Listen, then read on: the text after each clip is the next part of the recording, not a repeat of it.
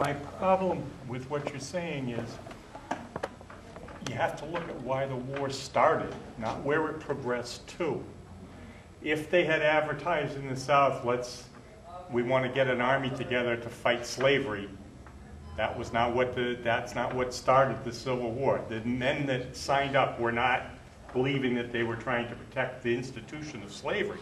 They believed they had a right to secede if they didn't like something, because they believed when the country was founded that was their right to leave.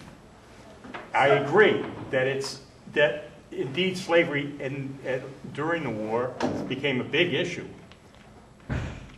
But the South had been, and I'm not saying that it wasn't right or wrong, I'm not passing judgment. These very slaves had gone over to the North and given information that they considered treason. Or the people from the South that were fighting. I'm not trying to protect the South, but I don't think that in a war you can say, well, halfway through the war, we're changing why we started the war. The war, in my opinion, was started because the South, specifically South Carolina, felt they had a right to secede.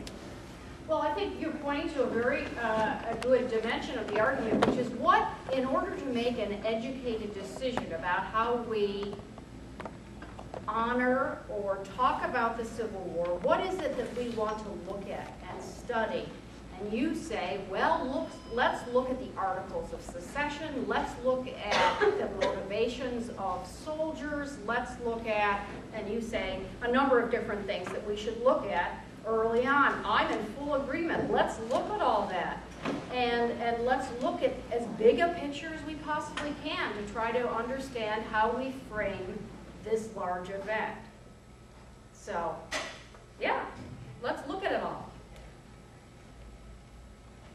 Anybody else? Seems to me from that closed room in Philadelphia in 1787, when we drafted a constitution, we took a number of political steps to suppress the divisive issue of slavery. We attempted to gloss over it.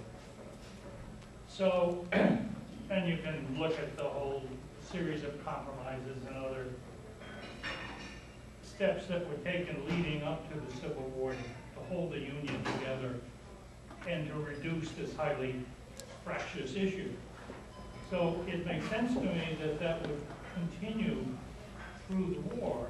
And yes, we're kind of aware of this, but we don't want to make too prominent an issue of it. Yeah, I think Lincoln, certainly. The other thing I was going to ask about, comment about, of two cases in the popular media relatively recently about Civil War. One, Ted Turner filming The Killer Angels in the movie Gettysburg. But even more so, Ken Burns' monumental documentary, and my memory of that, even though it's about 40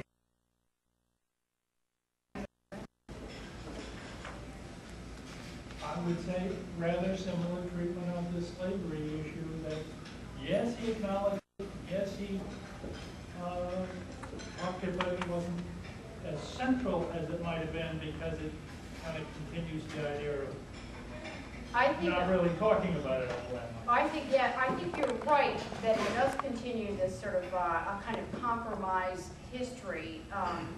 A lot of people, Ken Burns brought forth a lot of critique, certainly how he ended up. I don't know if any of you remember Ken Burns' Civil War, but the last frames of his documentary focus on this moment of forgiveness between the soldiers over the wall at Pickard's Charge, the old veterans, and it's very poignant, and it's very, very sad, and it's melancholy, and the Ashokan farewell, is of course a very poignant theme song in that documentary. And Ken Burns was criticized quite heavily because a lot of people looked at that and said, wait a minute, is the emotion that we're supposed to bring from this war, is it supposed to be sadness? Is it supposed to be, real, that this is kind of tragedy? Whereas if you take it from a perspective of people thinking about freedom and so forth, it's a moment of jubilation that this was a sacrifice worth something. So he got a lot of criticism for that, for ending that documentary the way he did. But so I agree with him. Absolutely, Ken Burns and Ted Turner, and whoever directed, I don't know if Ted Turner directed that, but did sort of focus on that kind of.